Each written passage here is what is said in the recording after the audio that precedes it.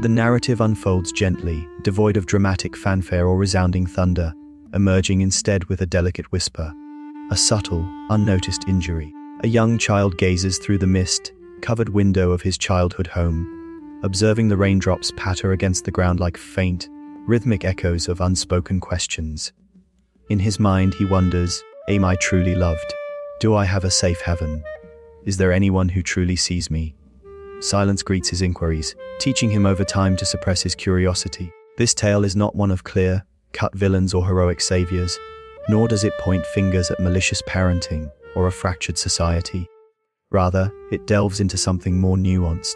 The journey of an emotionally immature adult begins far before the onset of maturity, taking root when the tender emotional landscape of childhood is either nurtured with care or left to wither under neglect. Before a child matures into an adult, they are first and foremost an emotional sponge, soaking in every experience without judgment.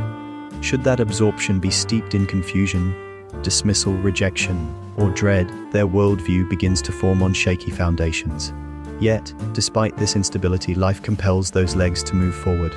However, emotional growth and maturity can stall, frozen in a moment of time. An emotionally immature adult is not necessarily lacking in intellect, nor are they always outwardly chaotic. Many lead productive lives, raise families, exchange smiles at social gatherings, and engage in thoughtful discussions. Yet, beneath this polished exterior lies a hidden child, locked in a bygone era, still yearning for the love, clarity, or security that eluded them. Herein lies the intricate nature of their condition. Emotional maturity transcends age. It hinges on the ability to confront and integrate the lingering emotional echoes of the past. For the immature adult, rather than facing these specters, they erect barriers, defensive mechanisms to shield themselves. The first barrier is blame, where they attribute their emotions, failures, and pain to others.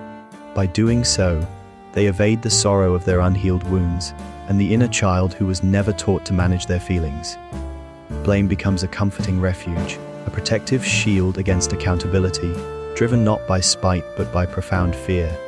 The second barrier is denial, where they either suppress their needs or amplify them excessively. They might proclaim independence while secretly craving connection, or incessantly seek validation without recognizing the depth of their longing. Denial is not deliberate deceit but a form of psychological self-preservation. A child who learned that expressing emotion led to punishment or neglect eventually learns to suppress it. As adults, they remain unaware of how to rekindle that emotional expression, navigating life like actors perpetually in character, portraying the confident leader, the jovial friend, or the steadfast partner, while inwardly, the child cries out for love and reassurance, unheard even by themselves. This leads to the third barrier: control. Lacking emotional maturity, they dread uncertainty and the unease of unpredictability, prompting them to micromanage conversations, relationships, and outcomes. They perceive disagreement as abandonment and others' independence as rejection. Their pursuit of control stems not from a thirst for power, but from terror, though they remain oblivious to the source of their fear, its roots buried too deeply. Relationships serve as a mirror, reflecting their emotional immaturity. Romantic partnerships become stages for unmet childhood needs to play out, where arguments transcend mere disputes, reenacting old wounds and nameless fears. Calm dialogue may be met with a wounded reaction, expressions of feeling interpreted as attacks, and requests for space seen as desertion, because, in their reality, every interaction is a matter of survival. For the immature adult, love often feels perilous, and vulnerability akin to exposure. They may simulate connection through gifts or shared laughter, yet retreat, lash out, or crumble when faced with emotional honesty or difficult conversations. True emotional maturity demands presence through discomfort and uncertainty, a skill never modeled for them. This ushers in another pattern: the cycle of idealization. They view others in extremes, initially as flawless saviors, only to turn them into adversaries when imperfections surface. Love morphs into resentment, admiration into fury, a black and white perspective lacking the maturity to embrace complexity. Trapped in this cycle, they seek intimacy yet fear closeness, crave understanding but shun self-awareness, desire control yet feel powerless. Unaware of their plight, awareness becomes the final barrier to shatter from within. A task no one else can undertake. Achieving emotional maturity requires grieving, feeling, and revisiting painful memories, a prospect too daunting for most.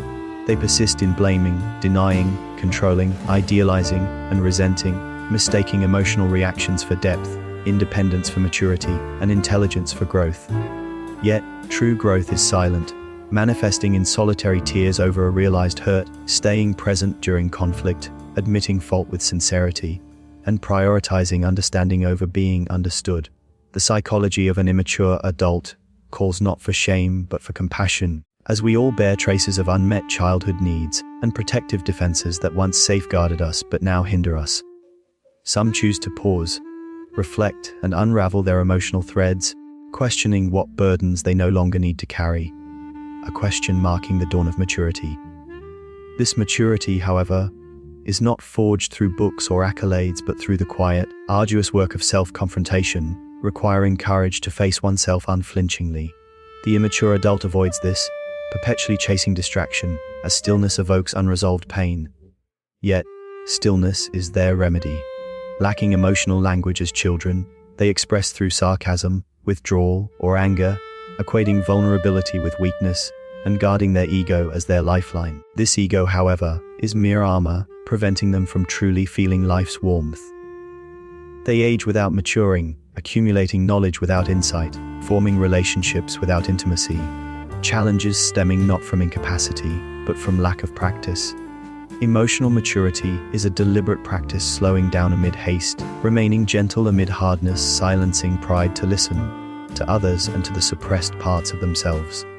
Listening initiates healing but also loss, as maturity sheds justifications, illusions, and the comforting belief in perpetual righteousness. The immature adult clings to these illusions, fearing their release as a death of the old self. A death unmarked by celebration, requiring solitary integration. Many surround themselves with enablers to avoid scrutiny, their fragile identity risking collapse under self-awareness. Yet, some awaken to their cycles, their pain, and their emptiness, embracing a sacred moment of reckoning where honest, free growth can begin, sometimes messily, through therapy or journaling, but always courageously.